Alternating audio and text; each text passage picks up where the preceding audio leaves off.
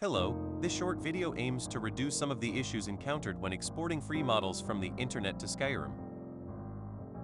Has it ever happened to you that you want to download a model from the internet, and when you do, you import it into Blender and it turns out it's not just a simple model? But it has an exaggerated amount of components, which you will have to assign one by one in the creation kit. Besides that, it has an enormous amount of textures, which you will have to assign one by one to each component and to the complete model, making the task extremely tedious. Well, this tutorial aims to at least solve some of this inconvenience, as well as the most common problems in free models. It is simple and will be explained in a very straightforward manner.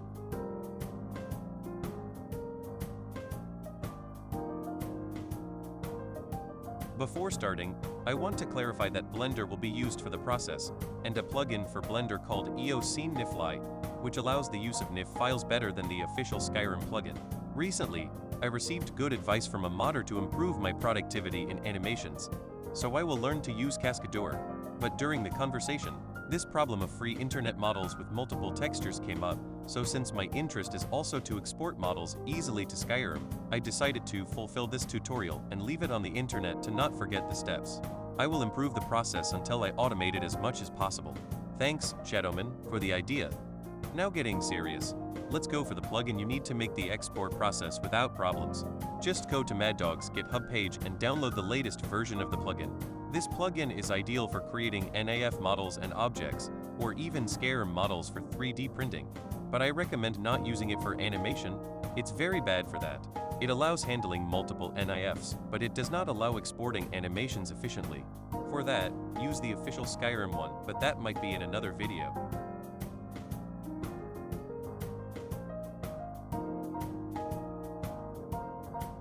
Madog has a video on how to use his plugin to generate animations, but he recommended not watching it if your Blender level is not intermediate or advanced. I watched it for the first time with no knowledge of Blender, and honestly, I didn't understand anything.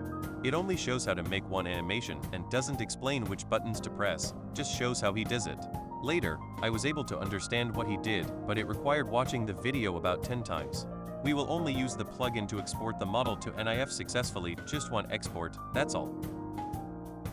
Once downloaded, I use Blender 4.2 for stability, so just open it, go to Preferences, and in Add-ons, select the one you downloaded. If it's a zip file, just pass it directly, don't unzip it, and that's it. Make sure it's active. Alright, remember that Blender is free on Steam.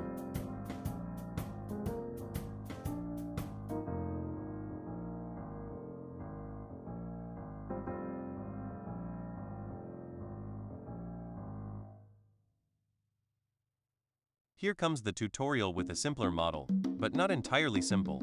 It's a Greek bouzaki. For this model, I will download it in .glb format, as it allows choosing the texture quality.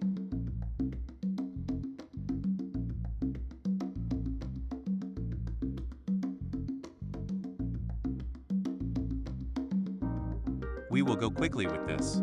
Just open Blender and delete the cube that appears. In the bottom corner, my keyboard and mouse will appear. You can check which keys I press if I don't mention them. Well, just drag the downloaded file to the Blender window, then just press Accept, and you will have the model on the screen. After that, follow the mouse and the video and change the shading, the little balls at the top. That will show you the textures.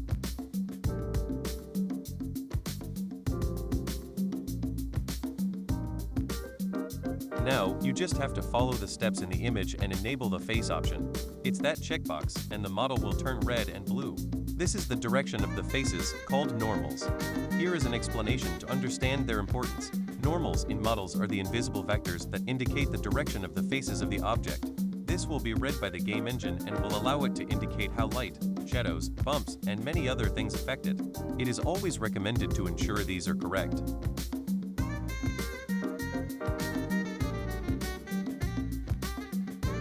Online models whose purpose may not be to be in a game, but to be used as props in videos or other things, they don't worry much about that, and the vertices and faces are inverted.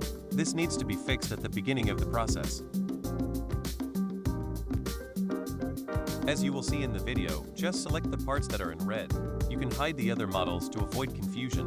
Select the model and press Tab. This will allow you to enter edit mode. You can then invert the vertices that are red facing outwards. Just select the vertices and go to the top, select meshes, then normals, and then invert, and you will achieve it. After finishing with that part of the model and verifying if all are blue facing outwards, just press tab again. This will exit edit mode. Now I will leave the quick mode with the complete model. But remember that this will depend on the models you download, and in this case, it was a mess, so I didn't turn everything blue. I left some red because it doesn't matter if they look dark since the material itself is also dark, but in areas where the light should be visible, make sure the faces are always blue facing outwards.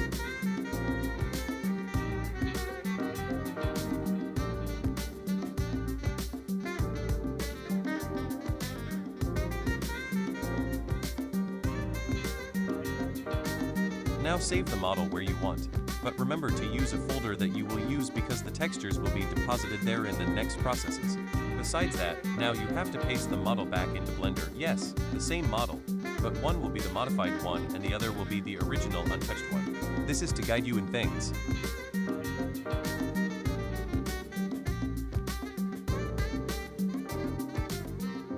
Now that it's ready, you just have to go to shading mode for the next part, the textures. These will be in each part of the model, so just go through and you will see that they have more boxes, one of them orange assigned to them. These have paths that are the images. You have to go to the folder image and press the first option so that this double folder becomes one. This will extract the texture to the location where you saved the Blender model.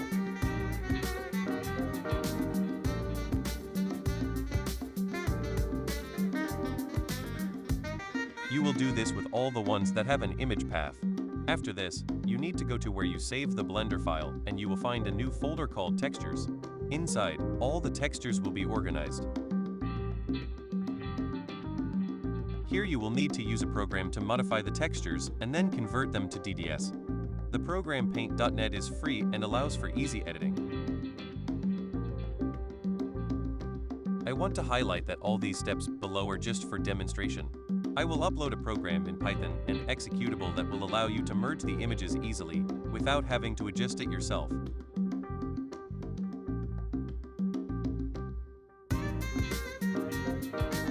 Here is the manual method, but you can skip this part as I will leave it complete with some speed. But in summary, what I do is group the images. The most common ones are the base colors, the metallics, and the normal map. There may be more, but it will depend on the models. You can run the game with just the base colors. If you want more details, you can associate the others, but for this video, I will use all of them. When you copy a texture to another, just do the simple Ctrl+C and then paste. Move this texture and make sure to leave it as close to the other as possible or in the desired position, and then use the keyboard arrows to move it pixel by pixel, leaving it just right. At the bottom in the information bar of Paint.net, it will tell you which pixel the image is on. You can use that as a guide. In the program, it will do all this by itself.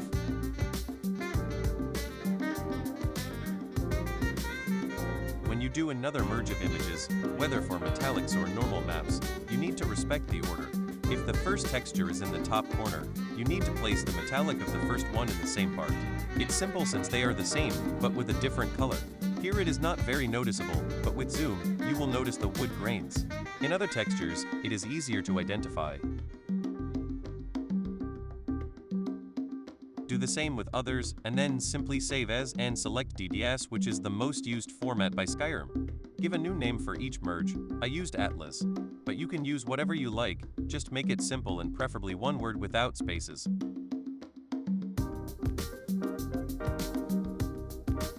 An important thing is that you must respect the resolutions of 1K, 2K, 4K, 8K, 16K, in that order, or NIF scope will give you a problem. Just use the previous resolutions, or within those rules.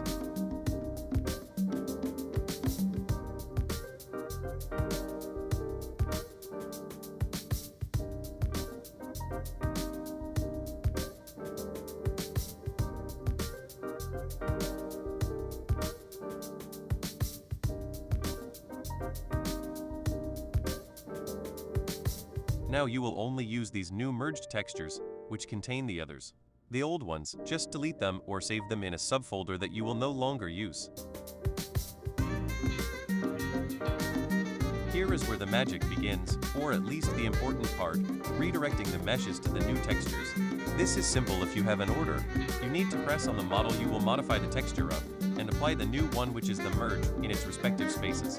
To guide yourself better, you can use the model behind, which is the unmodified one, so you know which texture it had before.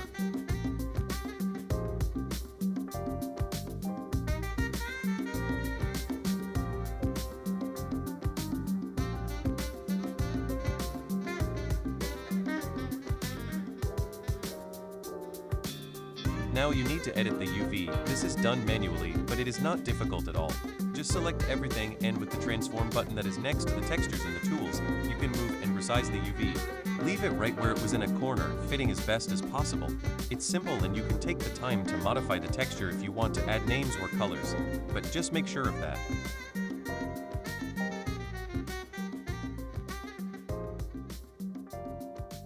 An important note is for each part of the model that you move. That is, by moving the UV of one part, it will assign that for all the other textures you associate. So for each part of the model, you only have to do it once, but you have to do it for each part of the model.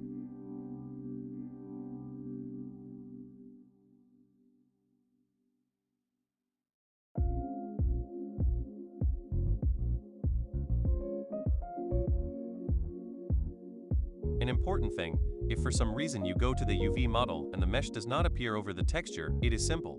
You just need to go to the model in the UV tab and select everything, as in the video. You can pause it or watch it slowly. I remind you that you can see the keyboard and the keys I press. Ignore the win button eternally pressed. This is my third keyboard of the year. They always self-destruct, they are very cheap. I got tired of buying expensive ones for them to break just like the cheap ones.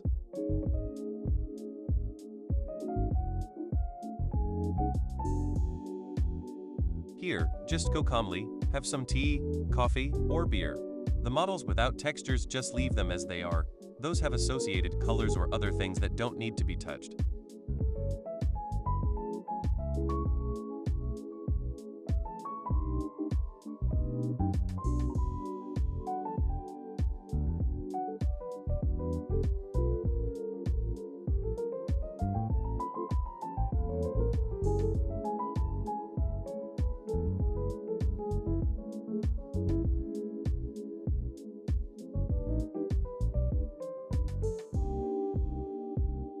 And that's it, you have the complete model. There is one more step you need to do before exporting as NIF. This is to leave it as a single mesh model. This is so simple that I will show you how the NIF looks with the model without merge and with mesh merge. When you export, leave the settings as I show on screen, with Skyrim SE and the checkboxes.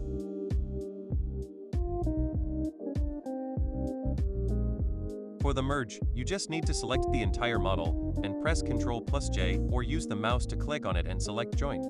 It's that simple. For the new mesh, you don't have to worry at all. It may look like a bunch of spaghetti, but they are correctly associated by the previous step we did. Now let's look at the NIF.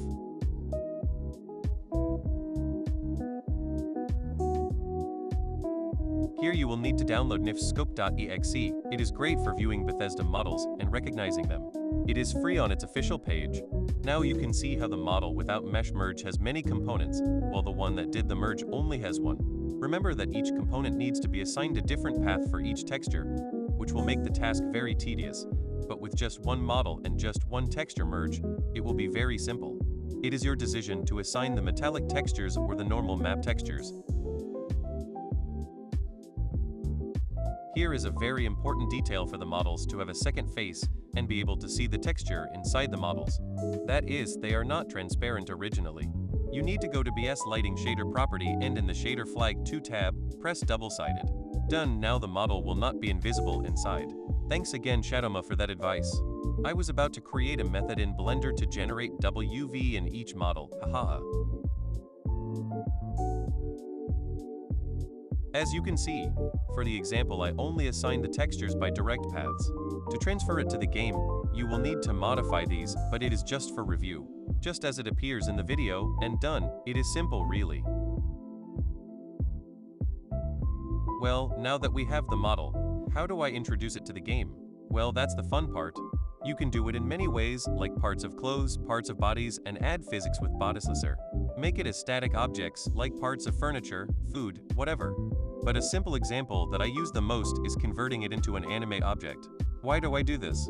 Because it's simple, it doesn't even require creation kit. I just use the nitri shape converter optimizer, and asset I have to associate it to the hand bone, and with asset it, I associate the model as simple as a single line, that associates the NIF, and that's it. You just have to make sure to associate the animate object to an animation, preferably like from SL, or Ostem, or Pose, and done. When you run the animation, the element will appear. This tutorial would be too long if I explain how to do that or how to modify the variants, but I can make another tutorial explaining how to make custom animations for SL or Ostem or whatever. I use my own programs and existing ones to make the process as mechanized as possible and not lose my mind with so many variants. Simple is good.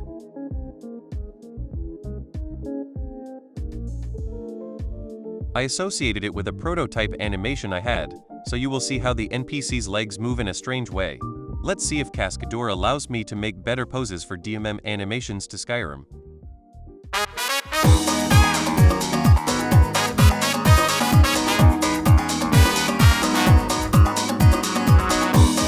And speaking of programs, regarding this previous method, I already have some Python code that extracts the textures and generates them in a merge by itself.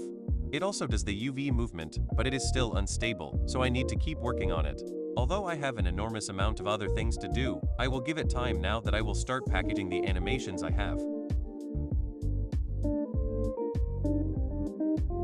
That's all for now.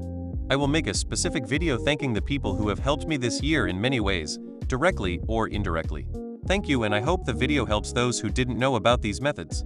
Also, there are simpler ways to do it, but they always have their limitations. I know there are more problems out there, like models that break completely because they are deliberately cut or more. I will see if I make tutorials for those models. I am very bad at recording my games, since my PC is a potato, but when I have a better computer I will make better videos and poses of my games. Have a happy new year and see you next year.